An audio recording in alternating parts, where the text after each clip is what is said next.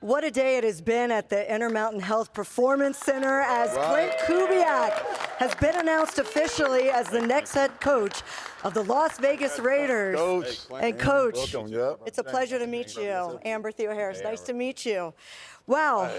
I mean, the whole family gets brought in and escorted in, and then all of the organization there to greet you. What were your thoughts when you walked in to the Raiders facility? Yeah, that was special. You know, we try to keep our kids out of the spotlight these last couple years, and done a good job of it. And I totally failed them today. You know, Hey, they deserve to felt see. very welcomed. Yeah, they deserve to see this moment where their father became a head coach in the NFL, and just coming from such NFL pedigree, your father being around the game for so long, 12 years as a coach in the NFL.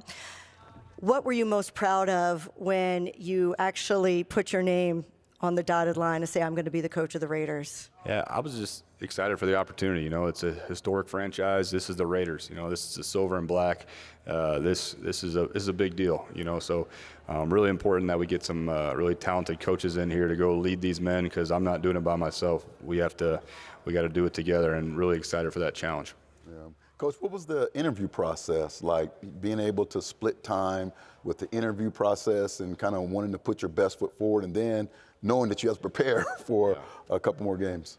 Yeah, you know, it wasn't hard because we were in the playoffs. You know, like, to me, your resume is on tape. You know, so you got to kind of gather your thoughts, know what you want to say. Those are things that I kind of thought about maybe the summer before, and then it doesn't really matter what you say; it's what you do, right? Yeah. So putting a good product on the field was the most important thing to me. You just said, look at my tape for the resume. Like I know I can lead a team, but here's what we're doing in the playoffs right now. And it was awesome. Go ahead, JJ. You see what I'm doing. Check it out. You see what I'm doing. Really quick, man, congratulations, man. But how does Super Bowl champion feel, man? The confetti was just falling. I know you ain't been able to kind of really enjoy it, embrace it. Well, how you feeling, man? Congrats. Yeah, no, it was a really special season.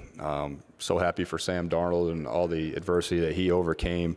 You know, I mentioned in my press conference, but K9, the MVP, you know, he's a guy that just got better as the season went and really played his best football in the Super Bowl especially, but just a really special team that Mike McDonald built.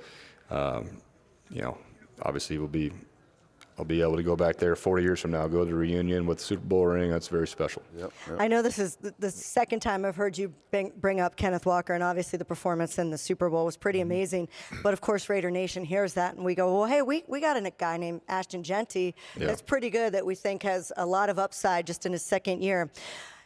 Is it easy to assume that because you focus so much on the run game, that Ashton Jeanty is going to be a major focus of whatever this offense develops into? Yeah, absolutely. I mean, that would be easy to assume no matter what team he's on. He's a special talent. So look forward to working with him.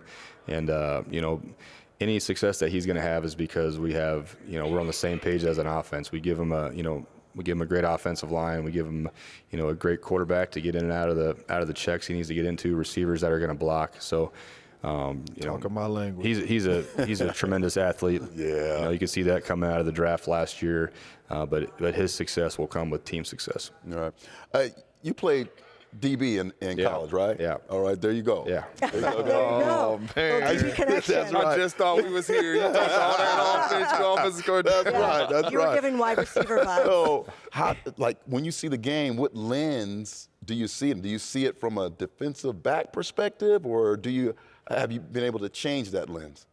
Yeah, I think I'll always see it that way. See it from the back end. When you're, in the pass game wise, when you're thinking about what's going to give them problems. That's kind of where I would start, putting myself in that situation. Now that's playing Mountain West football as opposed to these. It's okay. It's okay. These defenses that we see in the NFL is a whole different league. But I've always, felt like I had it from a defensive perspective. All right. Yeah. So when you're going through the interview process, because you were able to go back to Seattle. You did a hell of a job. You're able to go back to Seattle. So when you're going through the interview process as a head coach, you usually look at the roster, I'm assuming, and you say, okay, these are some of the guys that I'm excited to work with.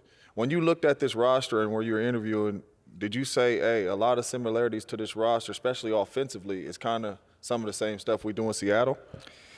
Yeah, it's easy to turn the tape on and see Brock and see Jeanty, and I know Colton got hurt, but you see some talented guys up front, offensive line wise. It's a very talented roster, and everybody's got talented players. The main thing I just see is the opportunity to be here in Vegas for the Raiders, and we're going to have some capital to go get some players. We're going to have high draft picks, and it'll be really important that we hit on those guys and we develop them.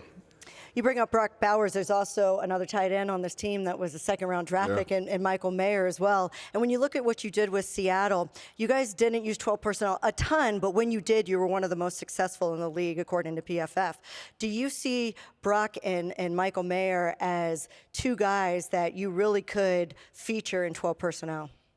Yeah, we got to get our best 5 eligibles on the field. So whether that's 12, 11, 22, I love it. It's important to mix it up. Obviously, those are 2 really talented tight ends. Excited to work with them, and I think no matter what personnel we're in, just go back to who are our best players, how do we get them the ball, how do we put them in the best position to be successful.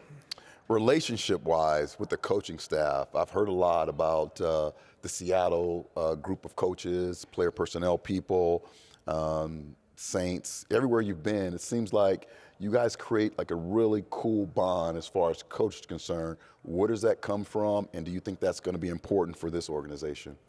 Yeah, the best teams are connected. You have each other's back, and that comes from many hours in meeting rooms together. Try not to separate as much. We like to, meet together a lot, so we're all on the same page, so that we can all we can get praised and corrected together in front of everybody. So I think that's really important, and because it just makes you a little bit more of a cohesive unit.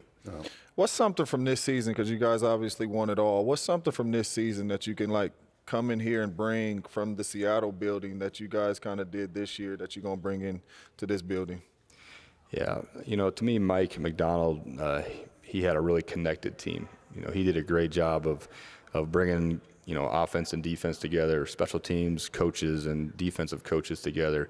He really wanted us to get to know each other at a level I've never been a part of, as far as, we're taking time out of our install meetings to go in small groups and get to know each other better. So I think that was a huge part of our success and great vision by Mike.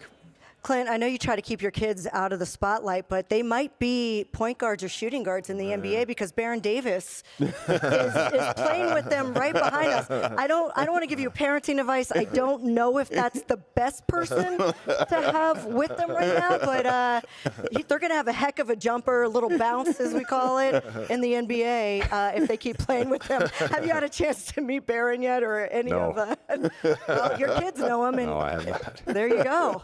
They out there having a good old time. I love it. Baron's a dad, sure. so he's working out there with you. Tell me a little bit about Fernando Mendoza. I know, as we talked to John Spytek, it's not a guarantee that you take the best quarterback just because you have the number 1 pick. There's a lot of things you could do with that pick. But just your observations as an offensive-minded coach, even though you were a defensive back when you played, and watching what you saw in the national championship in Indiana. Yeah, my exposure is very limited. I saw him play the national championship game. I saw the interviews he's given after those games and how team-oriented he is. But I look forward to getting to know the player better. But obviously, a really talented guy with a bright future, and we'll see where he ends up. But we got a lot of work to do to get to know him before that time comes. Yeah. You've been such an incredible guy as far as being able to develop and mentor quarterbacks, different office coordinators. What are some of those things from all those programs you've been a part of that you're able to bring to the quarterback position? Yeah, I think just a really detailed way of going about our business with our quarterbacks and setting expectations early, harping on progressions. Harping on footwork, harping on fundamentals, progressions, footwork, and fundamentals. If we can be great at those things, then we have the foundation to go out and be successful on Sunday. They say y'all got $100 million in free agency. Uh-oh. I knew it was going to come, Coach. Get ready. Like it's his money. Like he's got it in his bank account. He's just going to go spend it where he wants to spend it. He wants you to spend 50 of it on a number 1 receiver because a receiver wants give a little love to the wideouts. No, Go ahead, JJ. he wants to be in the program. He actually wants you to spend some on him. He's been stretching and working out. Get my question out. If you need me, Red zone only, man. You know what I mean? I'm ready to go, man. No, but we're happy to have you, man. Congrats, man. Yes. You go enjoy that parade tomorrow, man. Celebrate, because I know that's a heck of an accomplishment, man. Yes, but it is. congratulations. Thank you, guys. Congratulations. Appreciate Welcome it. to Raider Nation. Yeah, thank you.